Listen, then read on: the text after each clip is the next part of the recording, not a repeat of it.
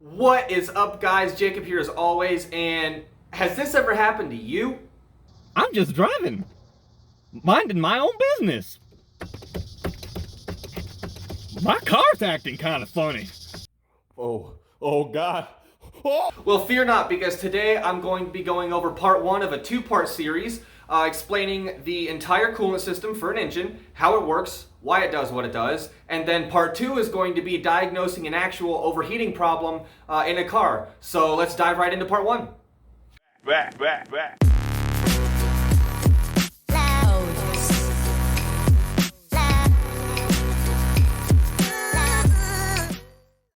This is as simple of a coolant loop as it gets. So, you have your engine, and your engine's job is to harness fire and then get you to the grocery store by harnessing fire. But your engine does not want to be too cold or too hot. Harnessing fire, naturally, your engine's going to want to get hot. Your thermostat's job is to wait until the coolant in the engine is between 75 and 85 degrees Celsius, or 175 and 195 degrees Fahrenheit. Once your coolant reaches that temperature, the thermostat opens, and it allows coolant to flow through the coolant loop via the coolant pump, or water pump. The coolant pump is able to grab coolant from the engine once the thermostat is open and pump it through your radiator and back around to the engine.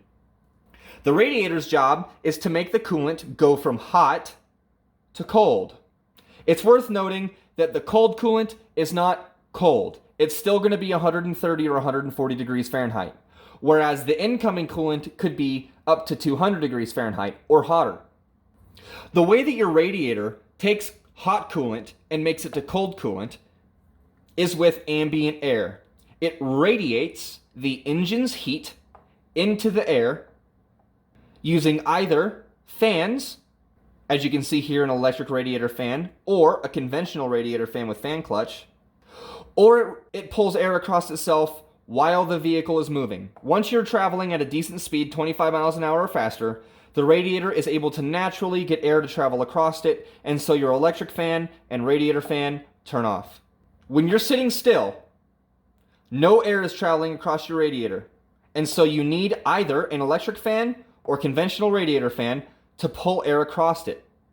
Some vehicles utilize one or the other, and some vehicles utilize both. It depends on manufacturer and application.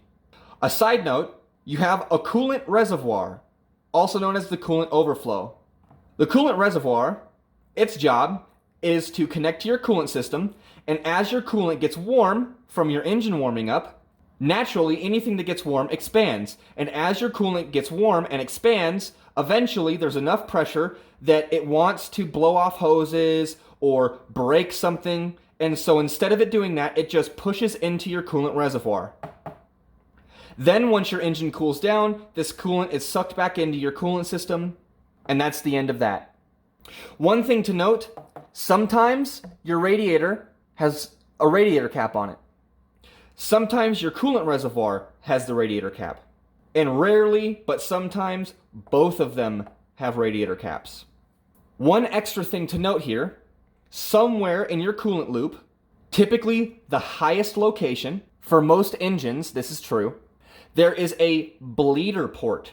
And the bleeder port is for when you're filling the coolant loop with coolant and you need to let out the air that's in the coolant loop, because as you pour liquid in, it's going to go from the lowest point and begin filling like a glass.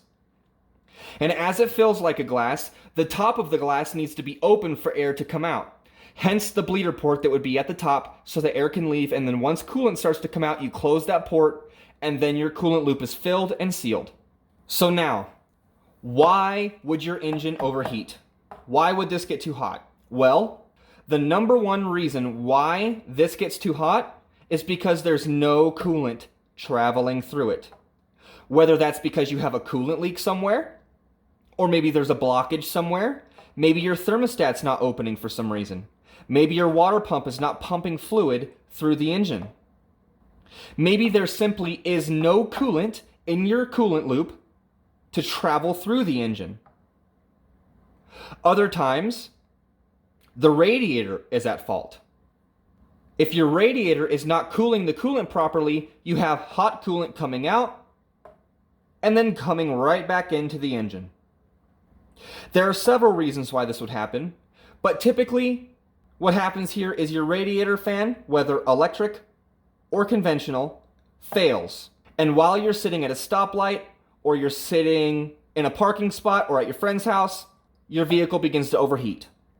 But once you start traveling again and you're on the highway, air is able to get pushed across your radiator and your temperature gauge goes down because you're able to get cool air across the radiator.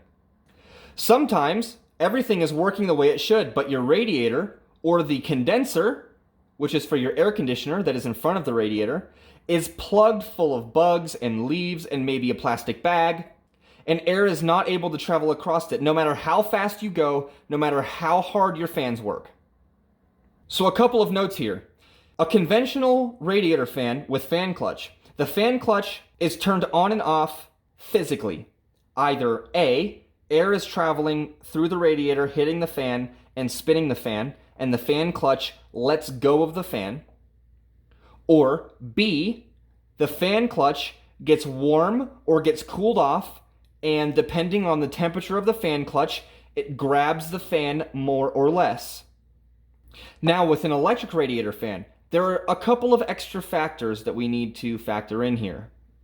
Most modern engines have an electric radiator fan, and the electric radiator fan is going to have a temperature sensor somewhere that detects the temperature of the coolant so that it knows when to turn on and off. Your electric radiator fan is powered by electricity, whereas the conventional fan is not.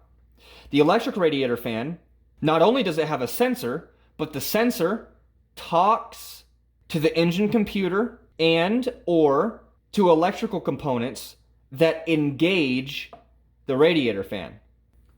So the sensor, the wires from the sensor, the components that it talks to, the wires from the components, or the electric fan itself, any one of those things can fail. Whereas with a conventional radiator fan and fan clutch, truly the only things that can fail on that are the fan belt breaks, the fan clutch no longer operates correctly, or the fan itself breaks. But typically the radiator fan will last the life of the engine and then some. So to recap on this, there's very few reasons why your engine would overheat. It's very simple.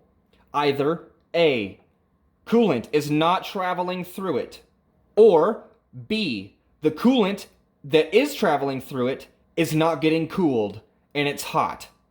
So you have circulation of hot coolant just traveling through your engine until it gets too hot and you start to melt things, or things expand too far and they break. Your engine starts to run funny and then your engine turns off. In older vehicles with older engines, the engine would simply overheat and fail, and that would be the end of your engine. However, in newer engines, there are safety systems in place that turn off the engine when this starts to take place. Thank you for joining me in this episode. Definitely leave me a like or subscribe if you got value out of this content. Also, check out the second and final episode in this series where we actually diagnose this problem in a car that actually has an overheating issue. So stay tuned for that. And as always, guys, have a great one. I'll see you next time.